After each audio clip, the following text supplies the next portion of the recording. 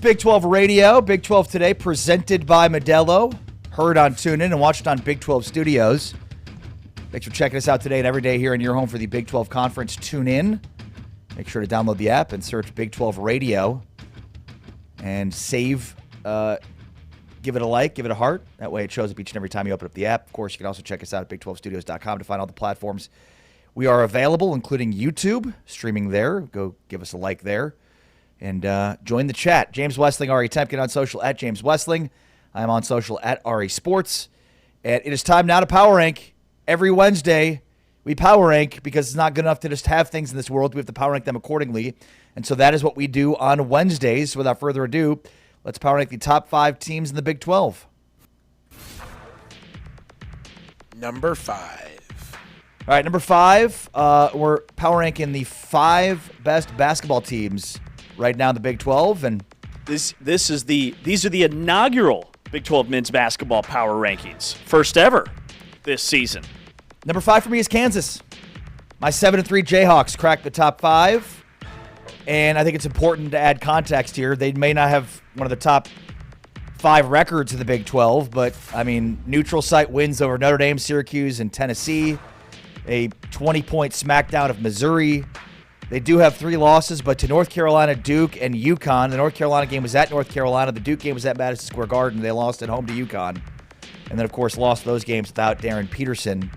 I think just based on comparatively who we're looking at from a resume standpoint, Kansas has the best in terms of the other teams that would beat number 5. So Kansas number 5 for me. Yeah, I've got Kansas number 5 as well, and I considered Texas Tech at number 5. I considered Oklahoma State, whose head coach Steve Lutz will be talking with later on in the show. I really like that basketball team, but Kansas has played arguably the toughest non-conference schedule in the country, and that signature win over Tennessee is something that Oklahoma State is lacking right now. A win of that magnitude, the talent is there for Kansas, and I see them getting better each and every game. The freshman minutes, uneven results, and it's not just Peterson, it's Bryson Tiller, Rosario, some of those other guys that are seeing high-quality minutes, but they are getting better, and I love Badunga. I don't think that he's getting the attention he deserves in terms of his growth from last year to this year. He is a force on the interior. Number 4. Number 4 for me is the team we just talked about, BYU, the Cougs, now 8-1 with wins over Villanova, Wisconsin, Miami, Dayton, and Clemson, including that incredible win last night against Clemson. They do have the 2-point neutral site loss to UConn and Boston, neutral site, quote-unquote. But, they're number 8 in the net. By the way, Kansas at 7-3 is 18 in the net, which shows you the strength of how they play, the strength of their schedule. But, they're scoring 82 points a game along just 66, so plus 16 in their points scoring margin. BYU, number 4. Something tells me we are going to have the exact same top 5. I also have BYU at number 4. I think they're capable of cracking the top 3. A.J. DeBonsa is as good as advertised. I mean, he is, I think, the number 1 pick in the NBA draft. I wouldn't pass on him, but also the improvement of Rob Wright, just their connectivity on both ends of the floor, that volume shooting, the way they move the basketball. When they're hot, they are unbeatable because they are that much better this season defensively. And they've got some really underrated dudes on the interior in Keba Keita. And then Dominique Diamande and Kadeem Boop. 2 post guys that come off the bench. What's that? Boop. Kadeem Boop comes off the bench. B-O-O-P. M-B-O-U-P, but it is pronounced Got it. Boop. Got it. Boop is a baller off the bench. High-energy guy. Trust me, you're going to love this kid. Boop. Boop. Boop. Number 3. Number 3 for me is Houston. You know, it's interesting because Houston has a similar resume to Kansas, but because Houston's won the Big 12 back-to-back, because they're defending at such a high level, I've got Houston at number 3 ahead of Kansas and BYU. The Cougs, not the Cougs. What do they go by? Something else. Can't remember. What, Houston? Yeah. They're the Cougs. The Cougars. I thought the BYU was the Cougs. Oh, I say Cougs for both. I guess one is C-O-O and the other one is C-O-U.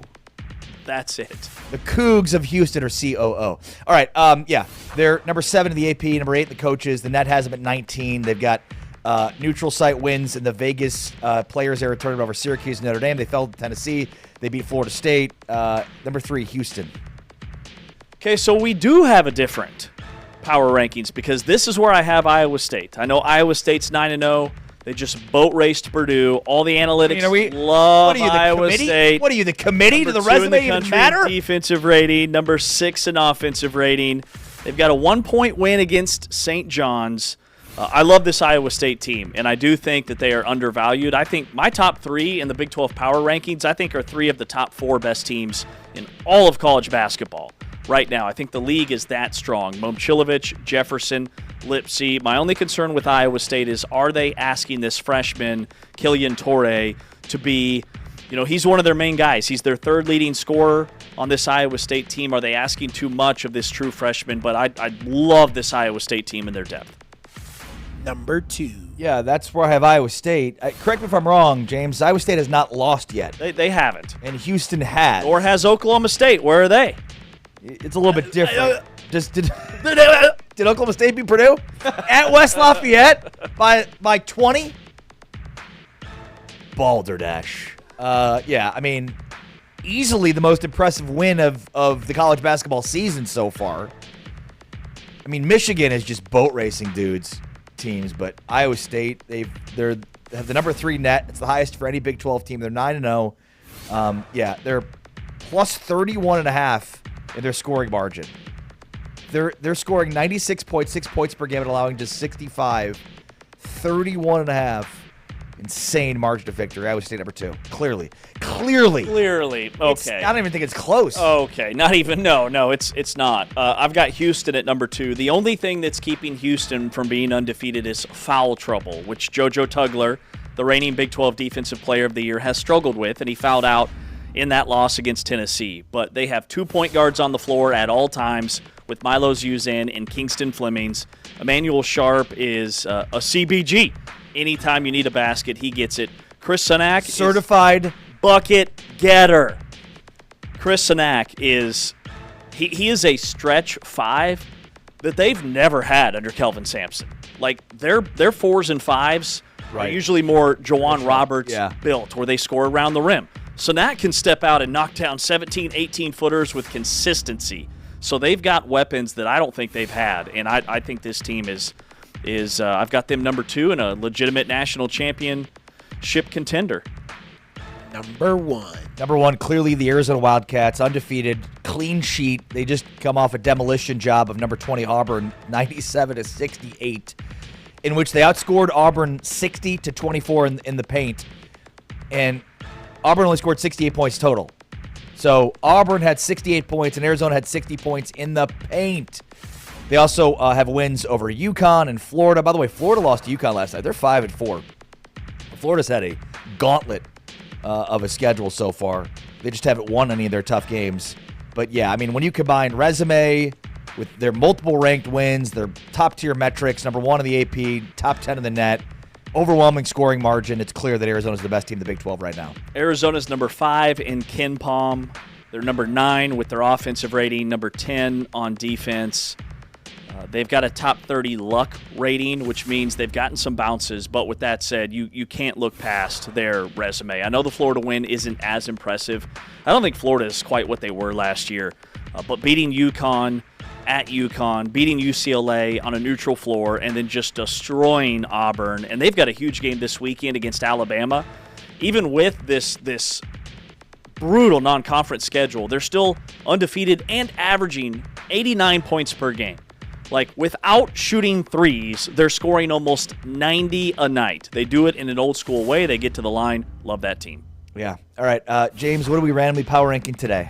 I say we randomly power rank. All right, Notre Dame is throwing the ultimate temper tantrum, right, when it comes to the college football playoff. Hey, if we're not going to be in the playoff, if the ACC is going to be promoting Miami, even though we don't play football in that conference, we're out. Our 24 other Olympic sports and men's and women's basketball, we're leaving the ACC. We are that mad. We are Notre Dame. So let's power rank the top 5 temper tantrums we've ever seen in sports. Oh, I love it. Oh, it's sports. Or just life. Okay, got it. Because, yeah, I've got Your fight with ChatGPT would be number 6 on my list.